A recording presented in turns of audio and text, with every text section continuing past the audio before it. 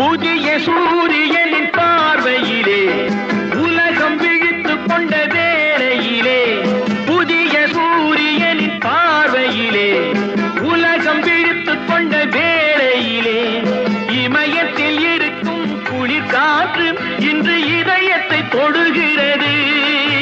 அன்று இமயத்தில் சேரன் கொடி பறந்த அந்த காலம் தெரிகிறது, அந்த காலம் தெரிகிறது.